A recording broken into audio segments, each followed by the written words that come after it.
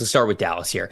80.7 million would be a lot. 8.7 million in the red there.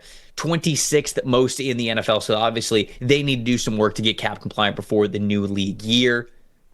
Free agents coming up. Eric Kendricks, who was a starting linebacker for them. Jordan Lewis, Osa Odigizua. The legend, Zach Martin, also a free agent. Carl Lawson, Brandon Cooks, their starting running back last year. Rico Dowdle. All these guys are free agents for them in a couple of weeks when the new league year opens up.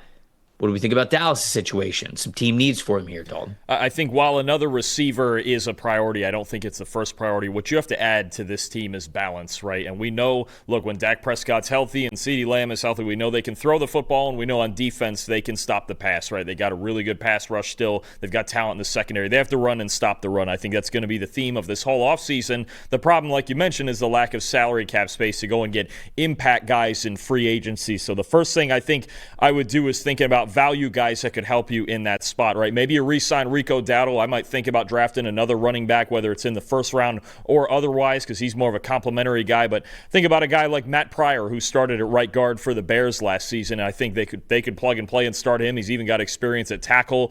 He could really do a lot of different things for you up front. A linebacker, maybe a run-stopping linebacker. They got Eric Kendricks last year on the cheap as a veteran guy. Maybe somebody like E.J. Speed from the Colts who could help them. But those are the types of guys I think you're looking at in free agency. Value picks who can help you run the ball and stop the run. Then I think in the draft, the same thing. I look at their needs. Running back, right tackle. I think you can get out of the Terrence Steele contract and maybe get a more productive right tackle, right? Right guard is another spot where we don't know what the future of Zach Martin looks like. I think the right side of that offensive line needs a lot of work. And then on defense, again, defensive tackle and linebackers. So the question is going to be early whether they go with a skill player, and everybody knows the big question with the Cowboys draft is if Ashton Jeanty is sitting there at number 12, is that the route they go and figure out the offensive line otherwise, right? Then, if he's either not or they elect to go away from that, I think about, okay, if by some miracle Tetero and McMillan were there, would they think about a receiver? Would they go? I think Armand Membu from Missouri would be a great fit on this team. If they get out of the Terrence Steele contract, I would really think about making Membu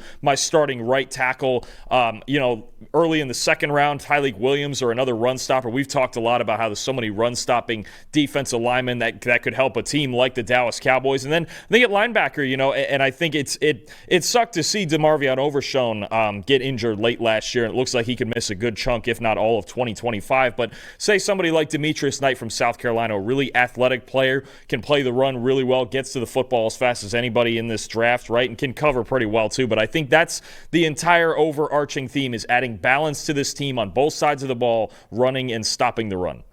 Yeah, I love the names that you brought up there. This is also a team that has 10 draft picks right now. They got a first-round pick, second, third, no fourth-round pick, but then they have 4 fifth-round picks, 3 compensatory picks there, 2 sixth-round picks, and then they have Kansas City's 249 pick there at the back end of the 7th round. So this is a team where I don't know how aggressive they'll be to move at number 12, but like trading up from the 2nd round, trading up from the 3rd round, packaging a handful of those day 3 selections to be able to do that. Look for Dallas to sort of be aggressive in that sense. And I like all the players that you brought to the table. I think that all of those names make a ton of sense for them. New York Giants is the next team here. They've got 31.7 in effective cap space. It's 15th most in the NFL. So they got a little bit to work with here, especially because they don't really have any pending free agents that are going to break the bank that we know that they're going to bring back. Greg Van Roten is a free agent. Jason Pinnock's a free agent. Darius Slayton, Adoree Jackson, Azeez Ojulari. So some guys that you could go, yeah, all right, we could bring them back, but it's not guys that are 100% like, man, you got to fork over a big chunk of change to be able to re-sign these guys. So Giants have a little bit of flexibility here. Obviously, they have the number 3 overall pick in the draft as well. Quarterback, we already know is a team need. Drew Lock is a free agent. They have already moved on from Daniel Jones. Tommy DeVito is technically a free agent, but he's an exclusive rights free agent, so it's pretty easy to keep him there. Quarterback's the big one, but what outside of quarterback here, Dalton? I think the right side of the offensive line, especially, look at this point, there's not really much else you can do with Evan Neal at right tackle. I think right tackle is a massive need for this team, whether they attack it maybe somewhere in the middle rounds of the draft or they find even a stopgap in free agency, somebody like Morgan Moses from the Jets, who's a relatively productive player. And I think even right next to that at right guard is something they could look at. Maybe they move Jermaine Illuminor back out to tackle, and then you go and pay for a big money guard. Maybe you get in on the Trey Smith market from Kansas City, right? I think the right side of that offensive line has to be a huge focus no matter who the quarterback is. You should be set with Andrew Thomas at left tackle. You paid John Runyon at left guard. You still have John Michael Schmitz at center, who does need to improve, but he's a young player. So the right side of the offensive line would be the first focus for me. And then I think the secondary. I think, you mentioned losing Jason Pinnock at safety. You need someone back there to go along with Tyler Nubin. And then you haven't really had anybody emerge as a number one type corner, right? I think Deonte Banks has been very up and down his first couple of seasons. Not a whole lot of cross from him. Andrew Phillips is really good in the slot, but you need those outside guys to be able to cover outside the numbers. So I think offensive line and secondary, before we get to the quarterback debates in the draft, would be the big areas of focus for me. Yeah, I think the names that you brought up in free agency are really good targets for them for all of those regions. Trey Smith makes a big splash for them on the right side of the offensive line. Morgan Moses can at least stabilize the right side at right tackle. And then if you can get your hands on Justin Reed, man, he's been so productive and so solid for the Kansas City Chiefs over the last couple of years in Steve Spagnuolo's defense. So love that move as well. When it comes to the players to target in the draft, I think the team needs to stay the same. There's no doubt about it. But for me, if I'm the New York Giants, the big board, depending on how you view the quarterbacks, right?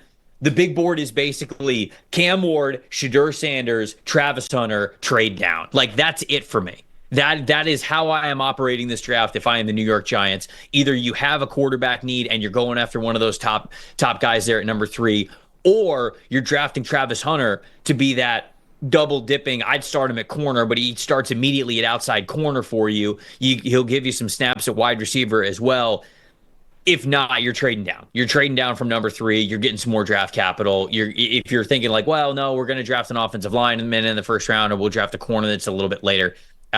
Just trade down at that point. Don't force one at number 3. I think the Matthew Stafford rumors are very interesting for this team. If they have an opportunity to go get Matthew Stafford, I suppose they will, right? Whether or not you think the rest of the roster is ready for that or not, Joe Shane and Brian Dable's jobs quite literally depend on it. And so going to get a quarterback that can hit the ground running and gives you some wins next year, takes some pressure off of you, I think that they would be very in on that.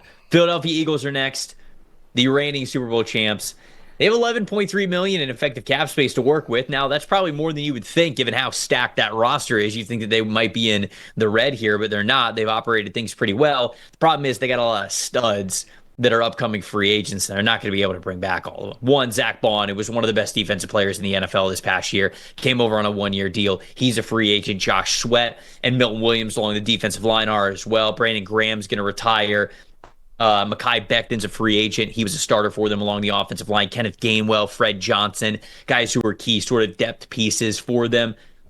Philly's roster, one of the best in the NFL. I think that goes without saying with them winning the Super Bowl, especially in emphatic fashion the way that they did. But some team needs for them, especially looking at the guys that might be out via free agency. Yeah, I think the number one thing that sticks out for me is at linebacker, where Zach Bond and Oren Burks are both free agents, and Nakobe Dean ended his year injured. So I think linebacker is an area of focus. And I think of all the guys that they're losing, I think Zach Bond is probably the one they lock in on the most, right? I know they're losing Josh Sweat and Milton Williams, but they've got depth at defensive tackle. They got some depth off the edge, and they can still look in the draft for that. It's a very deep defensive line class. I think that's something we got to think about. But Bond and maybe even Oren Burks would be the first priority there for me. And then, you start to think about, okay, Mekhi Becton at right guard, can we afford to keep him? Is someone else going to pay him like a plus starter at right guard? Is that something we have to look at in the draft? Also, I think free agency is going to be very internally focused for the Eagles. I don't know that there's going to be a lot of exterior additions. And honestly, like you mentioned with the roster,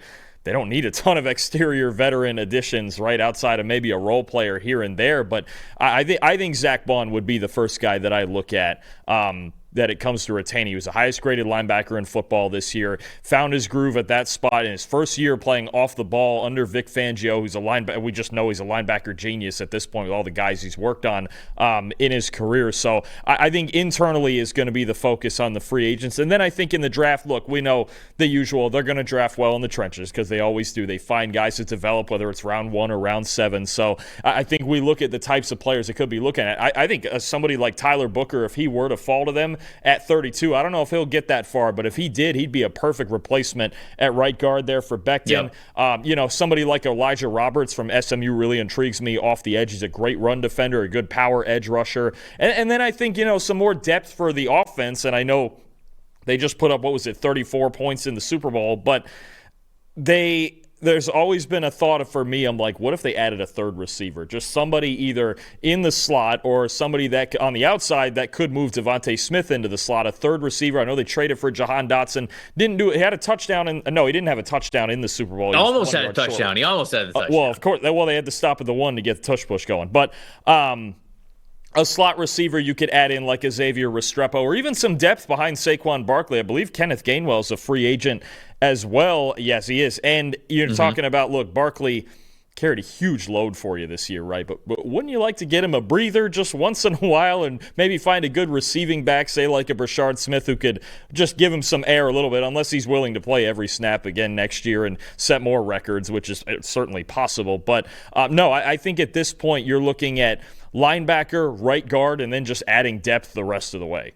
Yeah, I mean, it's hard to find team needs for this team because I don't disagree with any of the logic that you said, but like you look at wide receiver, Jahan Dotson's still on the team. They drafted Johnny Wilson. They've got Anaya Smith as well. You talked about a receiving back. If Kenneth Gainwell leaves, they've got Will Shipley, who they were getting in the rotation there towards the end of the season. I think offensive line's the one where you go, okay, they could definitely use one. And I think that's where their mind will look when it comes to pick number 32. But Zach Bond, you might not be able to bring him back. You're hoping that Nakobe Dean, is able to bounce back after that injury. But you've also got Jeremiah Trotter Jr. Maybe you get to a point where Demetrius Knight from South Carolina or Jahad Campbell is there for you at number 32, and you think about that. But even on the defensive line, okay, you're losing Milton Williams, you're losing Josh Sweat. Nolan Smith took a step up this year. You have Jalix Hunt, you have Moro Ojomo, you have Bryce Huff as well. So it's so hard to look at the Eagles and say, yeah, these are the things that they could target. The fact of the matter is, the Eagles are going to draft best player available because they put themselves in that situation and the chance because of it. And yeah, that's where we're at with Philly. They're going to draft the best player that they possibly can anytime that they come on the clock this draft season.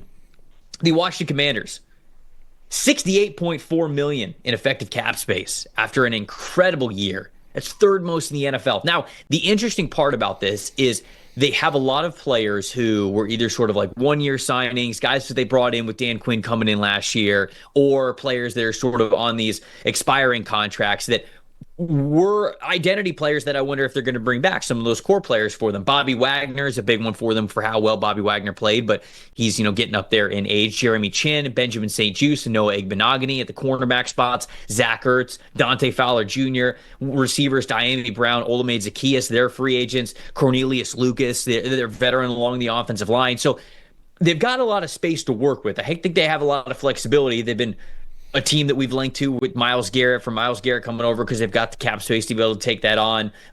They were a rumored spot for Brandon Ayuk before he signed his contract with the San Francisco 49ers. But there's a lot of just like core depth players that they're going to have to make some decisions on and whether or not they are part of their long-term plans. What do you see for this team as their major team needs, knowing they've got a lot of guys that could be out of there that we saw on this team this past season that was so successful? Yeah, I mean, it just shows you what Jaden Daniels did for this team this year, because when you have a team that's relatively weak or at least thin at offensive line, defensive line, receiver, and corner, those teams don't usually make the NFC title game, right? So they still have a lot of very important spots to fill out with premier talent. Like you mentioned, last year they didn't expect to get as far as they did, I'm sure, but filling it out with veteran one-year contracts was the way to go to at least, kind of like the approach I said Carolina should make earlier. Just get functional players in there and maybe a handful of them hit and play like starters, and you have massive improvement along with what you had at quarterback. The two guys on their free agent list that I would say, okay, come back as long as you want to come back are Bobby Wagner and Zach Ertz. And I think especially Wagner, at his age, still one of the best linebackers in football. I don't think anybody, even at his age, still fills the run as well as he does. I think he could still be the captain and the centerpiece of their front seven for another year. So especially Wagner, if he wants to come back, you find a way to bring him back. But I think otherwise, they're in a position with their cap space and having an elite quarterback on a rookie contract to go and get younger foundational players, right? You're talking guys in their mid-20s, and there's not a ton of them in this free agent class, but I think about if Chris Godwin were to become available and he becomes the number 2 for Terry McLaurin. I think about Alaric Jackson, the left tackle from the Rams, right? Brandon Coleman was playing left tackle, but he's a movable piece with guard experience, or he could even flip over to the other side. I think about DJ Reed at corner, just to add something there, because they had among the lowest, I think they might have been the lowest graded group of corners in the league last year, or even look in the division for an edge player, somebody like Josh Sweat, or we've talked about Washington maybe being in that Myles Garrett sweepstakes, right? I think you have so many important pieces on this team that need to be filled in, right, with big-time players. I mean, you're talking about, again, offensive tackle, receiver, edge player, corner. These are some of the most important positions on a football team, right? And the fact that they got this far with those spots being this flawed now means they're in position to fill those things when they don't have to focus on a quarterback like they did last year. It's going to be interesting to see. I'm a big Dan Quinn guy. I'm a big Dan Quinn guy when it comes to roster building and culture building. And so how much of this roster that they had so much, I don't mean this as an insult, like surprise success with this past season, how much of these guys are they bringing back and saying, no, you played a pivotal part of what we were trying to do, and how much of it is, no, okay, that we knew that you were probably more of a short-term addition for us. I like a lot of this. Obviously, Chris Godwin's huge for this team. If they're able to get him, DJ Reed would be a massive upgrade at the cornerback spot. And Myles Garrett you should definitely be the priority team there if he becomes available, and if he truly becomes available. I know he said that he has demanded a trade, but, Cleveland has sort of said otherwise. So we'll see if he ends up getting moved. I think that he does. So that's the big splash that I think you're going after. But I love the Alec Iamater addition as well. Give you a big-bodied X in the draft, potentially a Trey Amos guy, depending on how much press man coverage you want to play. If you're going to run a little bit more cover 3, he's probably not the best guy for you. But I think that we can sort of get into the nitty-gritty of that when we sort of break down these prospects a little bit more. But Washington in for a very interesting offseason for sure. Thanks for watching, everybody. Make sure you like and subscribe the video. And if you don't have a PFF Plus subscription, you can get one to see all the premium stats that we talked about here on the show, plus the expert betting and fantasy advice over at subscribe.pff.com. The description is also right below. So if you are not a PFF Plus subscriber, you can become one today.